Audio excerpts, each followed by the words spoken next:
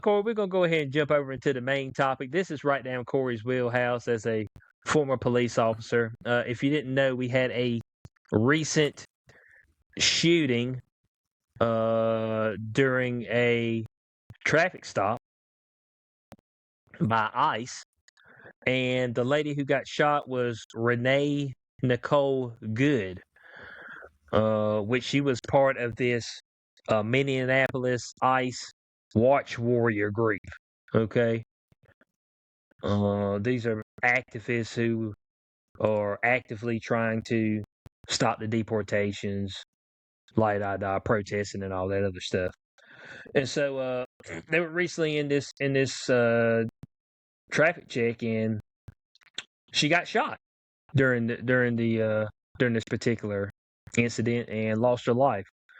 So I'm gonna let Corey go ahead and shoot on this as far as whether this was clean or whether this should have been handled in a different type of manner. So yeah, Corey, go ahead and take off on this. Okay, so if you could do me a favor while I start talking, if you can find this case for me. There was a case just from like a year ago on shooting into vehicles and when cops can do it that went to the Supreme Court. If you could try to find that, I'd appreciate it, and I'll start with this stuff. So here's the problem with this case. I'm gonna I'll start at the very beginning. So police have this thing. It's called the use of force matrix. And the use of force matrix, I got a picture of it right here. God damn it, your search engine sucks. I gotta use Google for this. So the use of force matrix is a chart, and it shows exactly how much force you're allowed to use under what circumstance.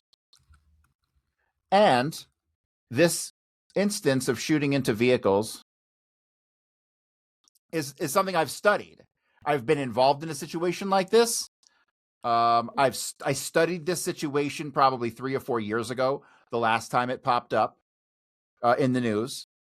And so when this happened yesterday or today or whenever the fuck it was, this one was like a no-brainer for me. I understand this situation perfectly. Let me bring up this use of force model. Where is it at? Here we go. Let me share screen on this.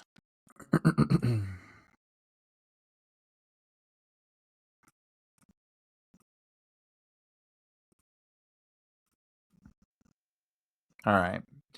So this is the use of force matrix. It's a model based upon an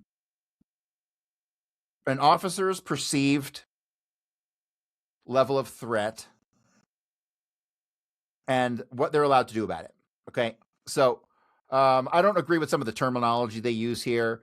Like professional, it should be presence. Like you're just being on scene is a level of force, and everyone's cooperative, right? So everything's cool.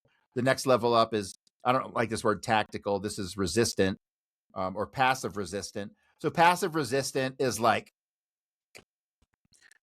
you got a guy sitting in the front seat of a car and you're like, I need you to get out of the car. And they're like, no, I'm not going to get out of the car. That's passive resistant. They're not actively resisting you, but they're not complying with your orders. Okay.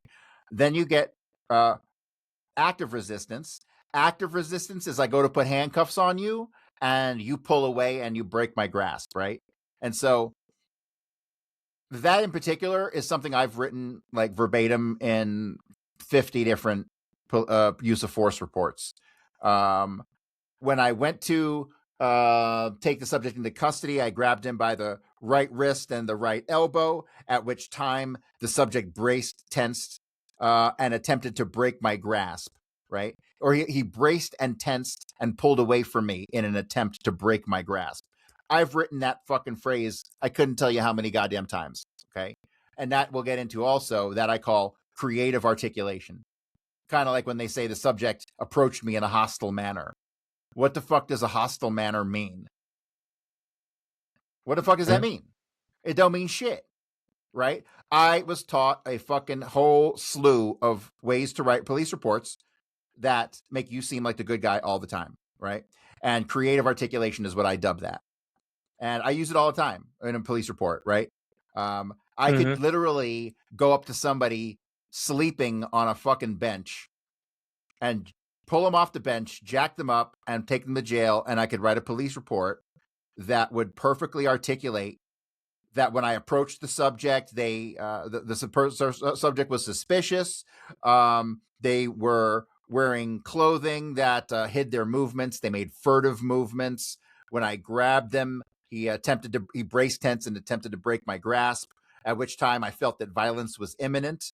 And therefore, I attempted to take the subject into custody to alleviate said violence, at which time further resistance ensued, at which time I delivered an elbow strike to the subject's side of the subject's head and was able to take the subject into custody with no further incident.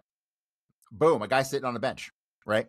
And that's how the police report would read, and everyone would fucking go along with it because that's just how the system works, okay? So that's resistive, active resistance when they're bracing and tensing and pulling away from you. Even if they're not a threat to you, you at this active resistance point, you're greenlit to light this guy up, okay? Active resistance is the threshold for you can fuck this dude up on the spot, okay?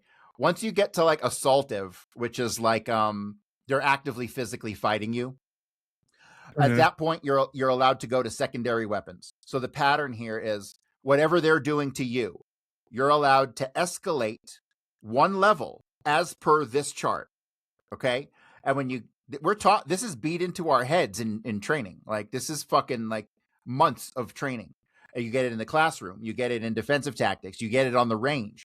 This is interwoven into every fucking aspect of police training. At least for me, it was. But I went to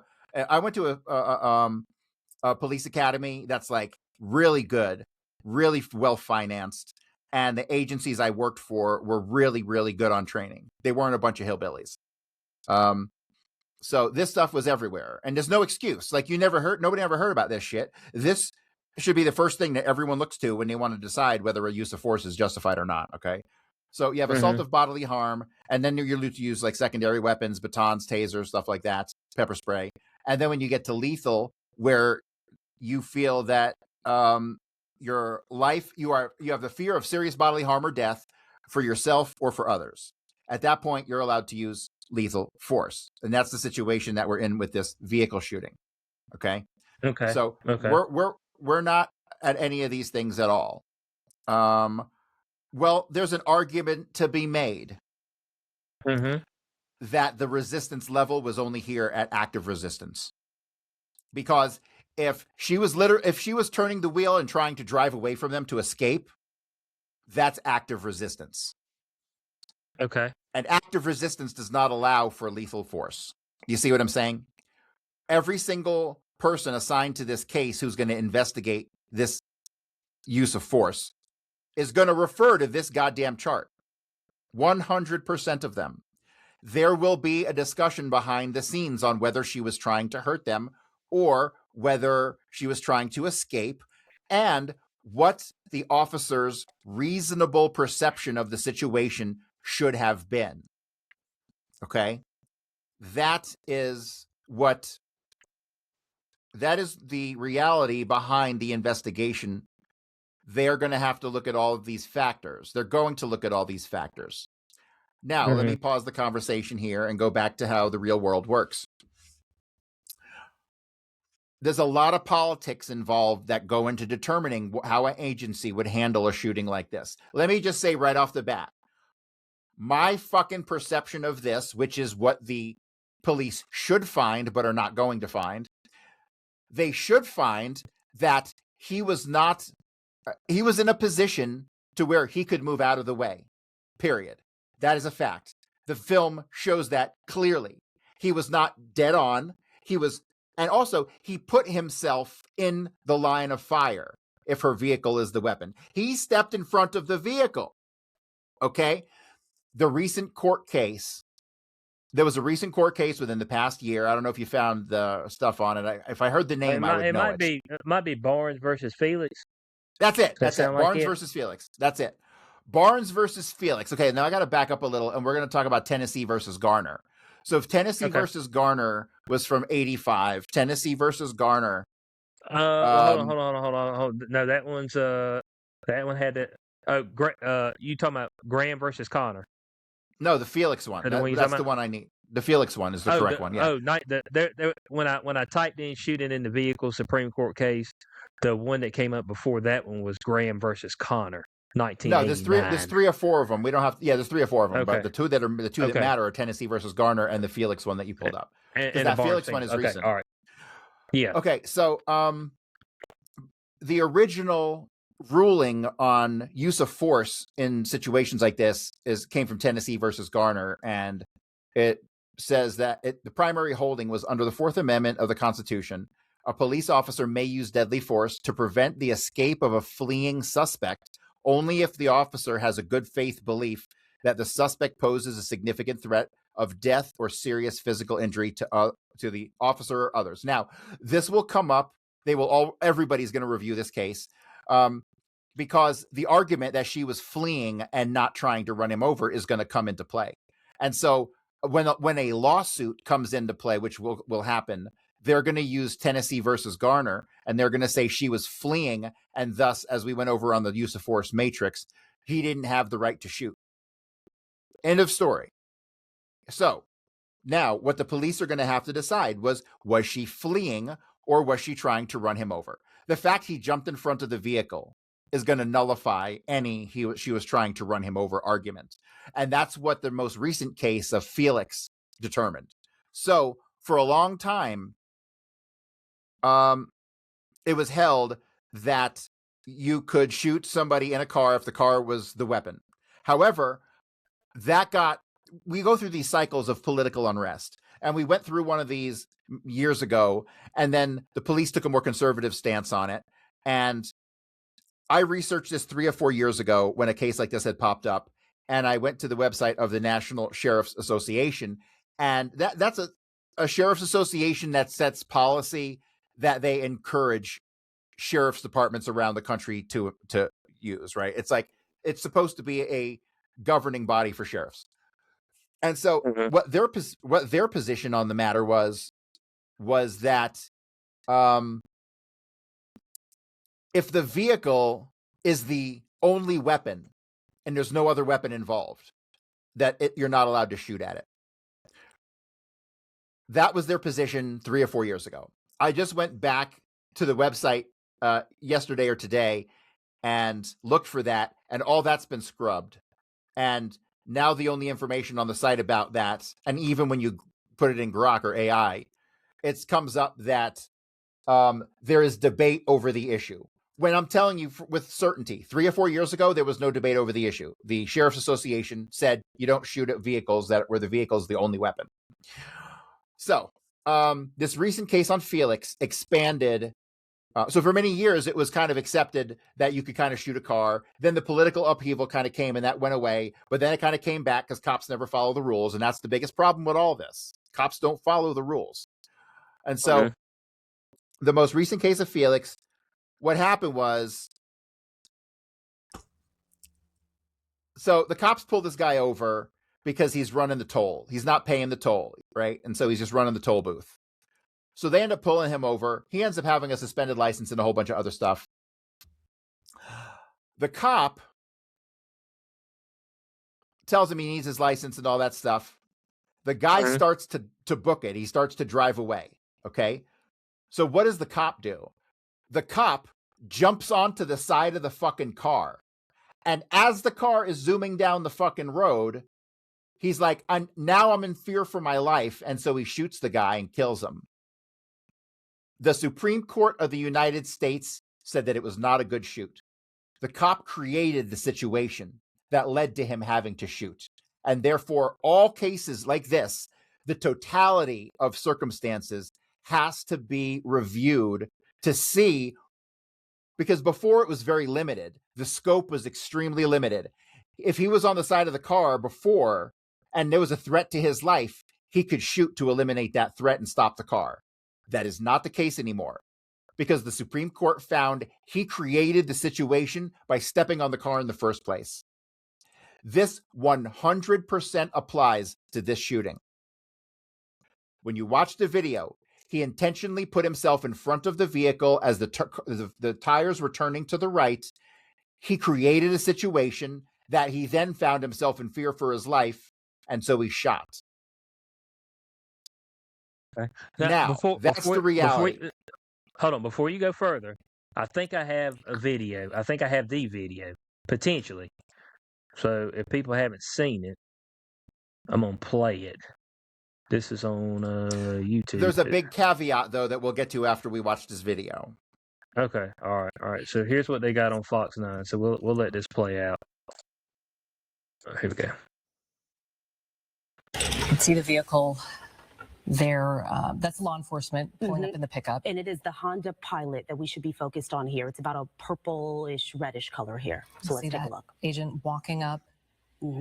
And then there's another agent. I don't know if you can see that one right there. Yeah, three agents involved. One was kind of closer to the front of the vehicle. The other kind of pulled on that driver's side door handle. Yeah. So again, there's no audio here. We don't know what's being said. We don't know really anything else about this woman, other than we know that she was not the target of the initial investigation. That was confirmed by the police chief. But there are some other angles of this as well that are being looked at. So that's kind of one pass of the video. And again, right. Okay, stop it. Pause it right here. Oh, sorry. So there is. Back up a couple seconds. Back it up. Show that crash scene. Okay. Oh, just the crash right there. Yeah. Show that. Okay. So hold on. And Okay. Here's another thing. The idea of shooting a moving fucking vehicle is so stupid that you go from having a person who's trying to flee from you, or if they are trying to hit you and you really couldn't jump the fuck out of the way. The reality is, if you shoot that fucking driver, you just created a 2,000-pound fucking missile that is going to go off with nobody controlling the fucking thing. What if there was kids on the street? What if there was somebody sitting in that fucking car that just got smashed? Do you understand the liability you open yourself up to when you fucking take out a driver and let his car just go fucking roaming down the street till it hits something? Give me a fucking break. This is a bad shoot all fucking day long. And I could give you 100 reasons. Now, let me tell you what the caveat is. The fucking caveat is that so I can tell you this with certainty because I've seen it. A lot of factors would go into determining the outcome of this investigation by the internal affairs and all that stuff. Number one, do they like you at your agency? Because I'll tell you right now, if they don't like you at your agency, if you're just one of the guys who they would rather get rid of and they don't have anything because of due process, they're going to use this as a reason to get rid of you. End of story. If you're on the shit list already, you're done. You're gone. That's just how it's going to be. This is a bad shoot because, number one, the guy in front of the car could have stepped out of the way very easily. He put himself in that position. Never should have done that. In a fair and just investigation, he would be found that this is a violation of the use of force matrix and that he violated policy, and it should probably lead to his termination. There would probably never be a conviction in any kind of court of law. Right. But a fair investigation, he'd be fired for sure. Now, here's the problem. Even if they don't like you, even if they want to fire you for no matter what, the split second a situation like this hits the news, it ain't about you anymore. It's about defending the system. Your act would have to be not borderline. It would have to be so egregious. It would have to be the most egregious thing in the fucking world. Right? Like she's driving away and he just shoots her from the side through the side window. That would be egregious. Otherwise, they're not defending you anymore. They're defending the system. That's a reality. Let's look at this right here, Corey. Okay, so from the video, from what I'm understanding, there was a cop that was pulling on the door right here. Okay. And then there's one, if we see it right here, let me go back a little bit. Is anybody waving her away? Right here. So the cop comes up right here. That's on the side, and then there's another cop that's right there in the front. Okay, and so what does he do? What does he do? What does he do? The minute she starts to take off, like the very second she starts to take off, he pulls the gun. Right. Like him right here, the one right here. Right. The minute she starts to take off straight. Right. Now, are you Which going I'm to tell assuming me? is so another police officer. And then that's when he releases the shot. We see the Right. smoke right So, there. right. So I understand why the apologists are all going to fucking say he did nothing wrong, but he did. And so those apologists are not defending him. They're defending the system. And so that's why he's not going to have any repercussions. They're going to paint this as a good shoot all day long. But like I just explained, when you go through Tennessee versus Garner, you understand the difference between shooting a fleeing felon, which is what they're going to say he did, and violated the use of force matrix. And I think there's going to be a massive civil settlement here.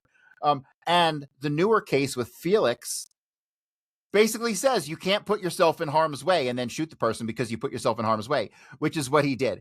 Instead of pulling that gun, he could have stepped out of the way and then nobody's in danger anymore.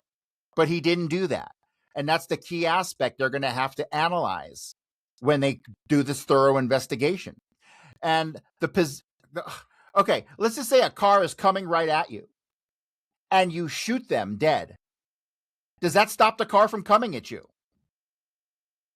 No, it does not. So if you have time to shoot the person and step out of the way, you had time to step the fuck out of the way. There you go. That's the whole thing. But that's not what's going to happen. The guy's probably going to get some congressional medal from the White House, and they're going to come up with some big propaganda story because they have to for PR purposes. That's the reality here. But anyone says that's a good shoot hasn't looked at Felix. They don't understand Tennessee versus Garner. They don't understand the defense that's going to be put up here. They don't understand none of this fucking shit. So there you go. There's something I'm not grasping here. And maybe I'm trying to figure out how this started. Like what are they doing? Let's see. How did the Minneapolis shooting start? I mean, like I'm trying to figure out what was going on in the area itself. I know they said that she was part of anti-ICE protest. Well, she was blocking traffic, and then when they tried to grab her, she tried to take off. It's okay. So that's what. So she was blocking traffic. Okay. Let's see. Okay. So let me bring this back up because what's that Felix case called? What's the Felix case called again? Oh, I ain't mean to do that. Oh shit. Hold on. Let me. Oh, Barnes versus Felix. That was from Barnes May versus 15th of Felix. 2025. Yeah. Let me bring this back up because they've got their statement up here on the actual shooting itself. Okay. So this is the statement on the shooting. It said today ICE officers in Minneapolis were conducting targeted operations when rioters began blocking ICE officers, and one of these violent rioters weaponized her vehicle, attempting to run over our law enforcement officers in an attempt to kill them. An act of domestic terrorism. There it is, Corey. So that's no holds barred now. This propaganda. An ICE officer, but propaganda works. An ICE officer, fearing for his life, the lives of his fellow law enforcement, and the safety of the public, fired defensive shots. He used his training and saved his own life and that of his fellow officers. That's the statement. That's the statement, Corey. Yeah, because they have to. They have no choice. They have to do that. Because here's the deal. Let's just say that let's just say he fucked up and shot somebody. It's going to reflect poorly on ICE, and then their whole fucking scooping up the immigrants thing is going to get fucking tanked. And so they have no choice. This is the only political move to make. So here's So here's another thing I'm not gathering. Okay. Why the fuck am I taking? Why did she take off? Well, there's some conflicting information. I've heard that she was given conflicting orders, which is very common. Like, dude, trust me, I understand the conflicting orders. You're like, so you're there with, so here's the deal with the conflicting orders. Like, I've been at plenty of calls where I'm like, show me your hands. And the guy I'm with is like, get on the ground. You know what I mean? And they're like, what the fuck you want me to do? Show me your hands and get on the ground. You know, I can't pull over any further. Right? Yeah. So, yeah. Super troopers. Right. So, but that's a real thing, dude. I've been there and been embarrassed. I've been arresting people and kicking their ass and been embarrassed because you got 3 people barking 3 different orders at them. And it's like, fuck people. That's why you always, no matter what you're doing, you have a lead and you have backup. You only ever have one lead, and he's supposed to be the one to give orders. You're not supposed to have conflicting orders. But it's easy when you're caught up in the heat of the moment to be barking out shit. So, what else was there? Yeah. So So do you believe this was a case where she was having conflicting orders? I seen that the one guy came up to the door and pulled on the door handle itself. Right, and I think when that happened, she's like, "Oh fuck, I'm getting out of here," and tried to flee. That's when he steps in front of the vehicle and pulls the gun. If he didn't even move, he never would have been in the line of fire at all. Consider her path of her vehicle the line of fire. Like, there's no excuse for any one of them to not have just moved. They could have. Here's the deal. You can't fucking run from Motorola. That's something we used to say. You don't have to get involved in something. Don't go chasing some fucking car if you got the license plate. You can't beat Motorola, and you can't beat NCIC, which is the National Crime Information Database, basically. You got a license plate, guess what you got? You got a home address. You got a home address, guess what you got? You got a suspect's address. And guess what? If they don't live there, the person who lives there knows where they fucking live. This is called investigations, right? And so if you can I was taught very early on that if you can avoid a hostile situation and pick the person up later, that's what you fucking do. End of story. There was zero reason to shoot her. I mean, how the fuck you shoot the driver of a car? What the fuck the car gonna do? It's gonna go crash into some motherfuckers. Just like it destroyed somebody's car. It destroyed a telephone pole. How much fucking property damage did you just fucking cause for no fucking reason? They could have pulled her over down the street. They could have called her license plate and had people waiting at her fucking house. This all comes back to Tennessee v. Garner. I'm picking what you're putting down. This all comes back to Tennessee v. Garner, where you can't shoot at this point, she's a fleeing felon. At this point, she's a fleeing felon. They could argue the felony aspect, even though it's really kind of misdemeanor-ish only. They could argue a felony out of it, and therefore Tennessee v. Garner. With it being ICE and a federal agents, things of that nature. Right. Exactly. So this is Tennessee v. Garner all day. This is governed by Garner and Felix, and that's it. Those are the only fucking cases that people need to look at to know that this is a bad shoot. Now, is it going to be reported that way? No fucking way. No, we've seen the statement. We just seen the statement. Yeah. So the statement says it's a good shoot.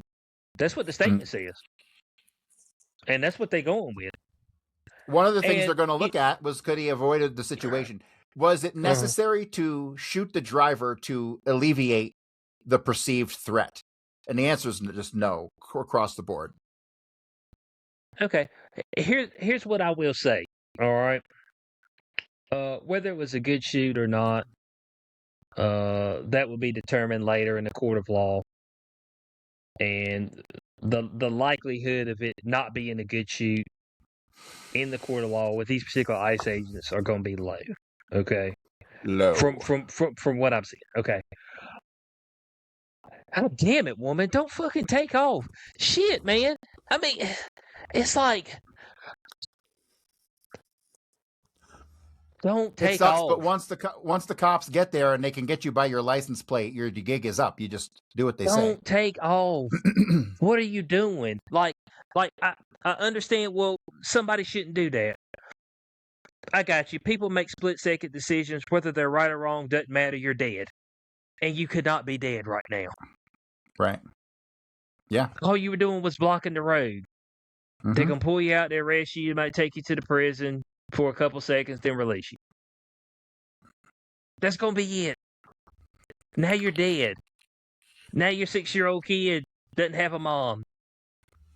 All because you wanted to take off. It's like, damn, people. It's kind of like, what was it, the other year when we looked at this one too, because of your background, you got a lot of knowledge on it, with Tyreek Hill.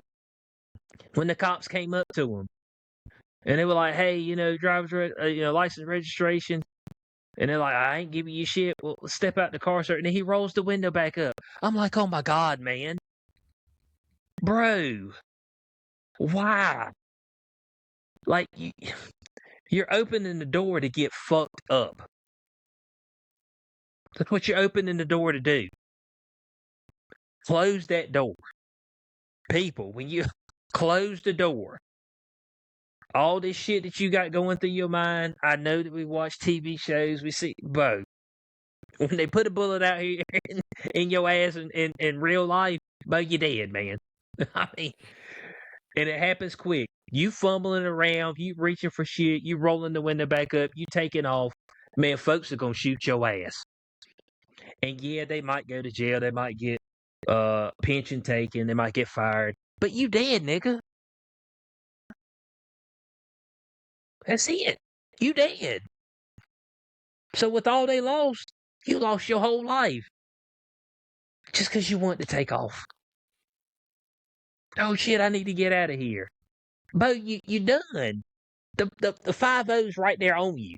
Just 3-4 officers right there. Now, you bold and brave enough to blockade some shit.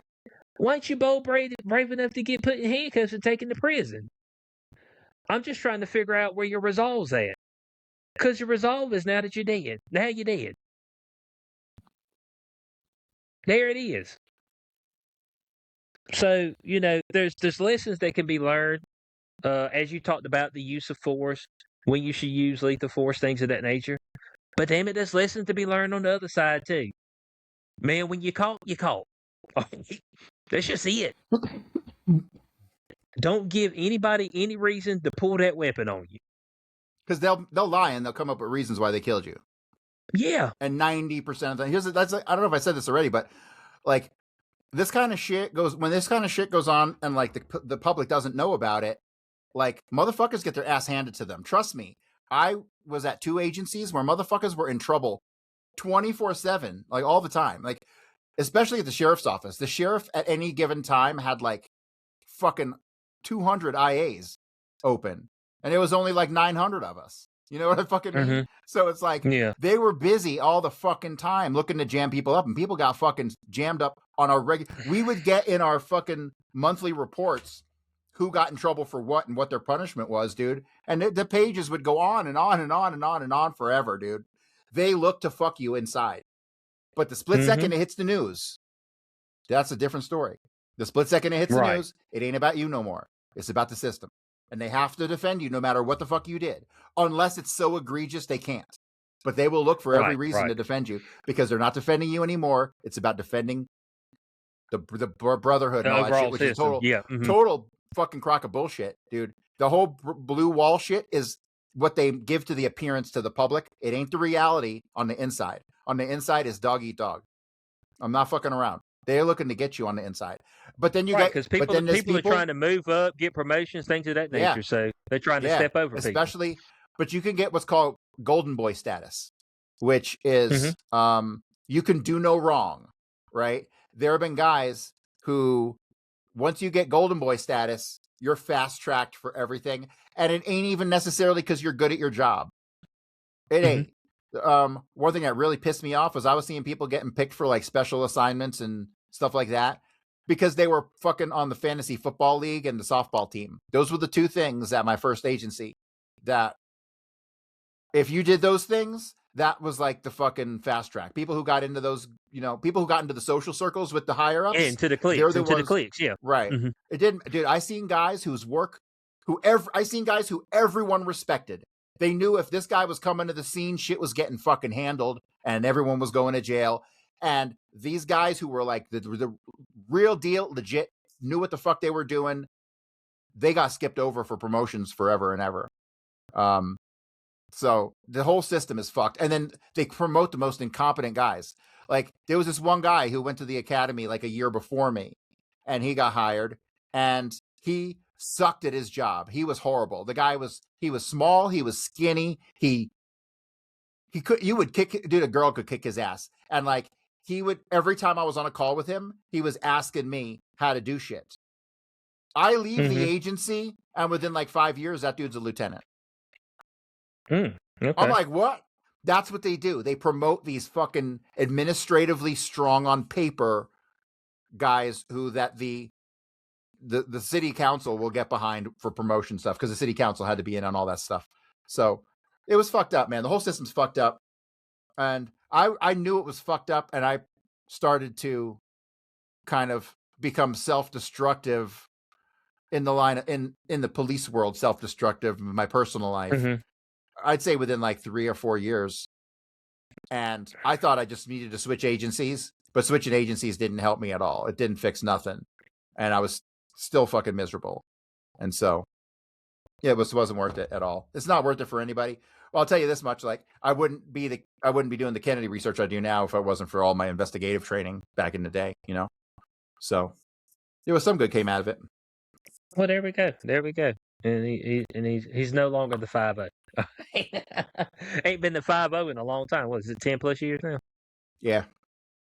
Okay. Yeah. So yeah. It's been a hot minute. So, hey guys, we appreciate everybody for being with us on this episode of Beyond the Cube. Let us know your thoughts on the Minneapolis shooting.